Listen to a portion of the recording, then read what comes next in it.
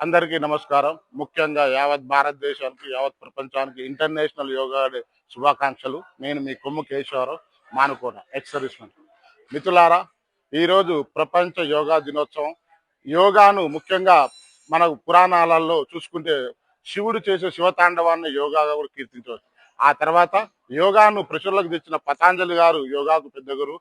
ఆ తర్వాత నరేంద్ర మోడీ గారు ఎప్పుడైతే ప్రధానమంత్రి అయ్యారు, ఆ తర్వాత యోగాను ఇంటర్నేషనల్ యోగా డేగా కీర్తించమని యునైటెడ్ నేషన్ ఆర్గనైజేషన్ లో 175 దేశాల సభ్యులతో అంగీకరించి యోగా వల్ల ఎటువంటి ఆరోగ్య సమస్యలైనా నిర్మూలించబడతాయని, ఆరోగ్యం కాపాడుకోవచ్చని తెలియజేశారు.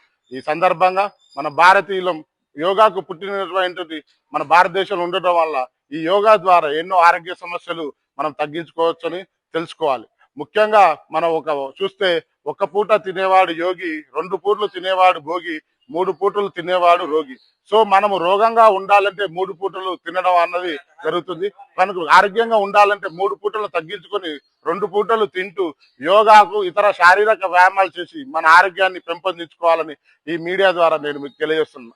అంతేకాకుండా ఈ రోజులలో మన యొక్క లైఫ్ స్టైల్ చేంజెస్ అంటే ఎంత సుఖానికి అలవాటు పడిపోయామంటే మన పనులు కూడా మనం చేసుకోలేకపోతున్నాము, సుఖ విరోచనం కూడా చేయలేకపోతున్నాం. దీనంతటికి కారణం మన లైఫ్ స్టైల్. కనుక ప్రతి యువత, ప్రతి వారు, భారతీయులైనంత వారందరూ కూడా ఈ మీడియా ముఖంగా నేను ఒకటే వేడుకుంటున్నాను.